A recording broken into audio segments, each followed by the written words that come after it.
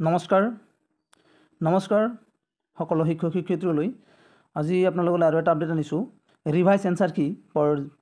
for PGTN GT BTR area বা BTC এৰিয়াৰ বড়োলেণ্ড ইউনিভাৰ্চিটিয়ে নতুনকৈ জাৰি কৰিছে আজি আপোনালোকে চাওক ডেটটো 6/6/2025 তাৰিখ এই ডেটত GT আৰু PGTৰ যেটো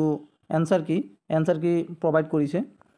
মানে আমি যি এনসাৰ কি আগত এটা পাইছিলো প্ৰভিজনাল এতিয়া এটো ফাইনাল এনসাৰ কি বুলি ধৰা হ'ব তো এই আনসাৰ কি মতে আপোনালোকে নিজৰ সাবজেক্ট ওয়াইজ ক্যাটাগৰি ওয়াইজ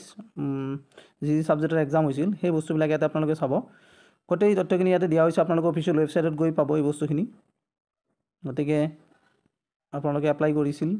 গতিকে এই বস্তুখিনি চাব যেহেতু কি ৰিজাল্ট দিতে অলপ দেৰি হ'ব কাৰণ কেছ এটা হৈছে কেছৰ ডেট ফিক্স নোহালৈকে তেওঁলোকে ৰিজাল্ট পাবলিশ কৰিব নোৱাৰে প্ৰমোদ বড়ো ছাৰে বা BTR গভৰ্ণমেণ্টে তো গতিকে অলপ ওয়েট কৰক ৰিজাল্ট পাবলিশ হ'ব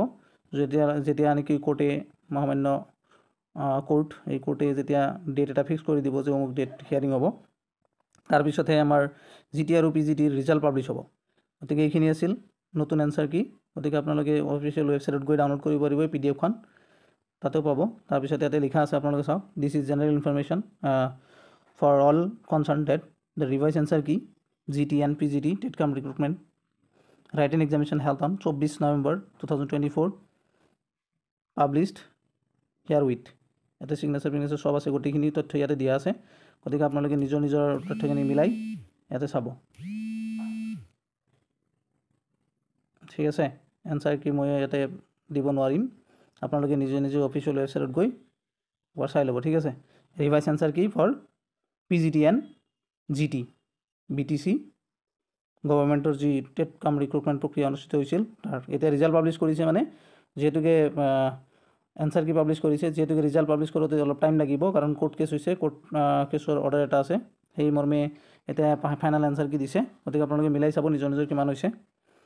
আৰু কোৰ্ট কেছৰ অৰ্ডাৰটো মই আপোনালোকক দেখুৱাই আছোঁ অলপ ইয়াতে আপোনালোকে পেৰাগ্ৰাফটো পঢ়ি চাব গোটেইখিনি তথ্য ইয়াতে পাই যাব যে কি কৈছে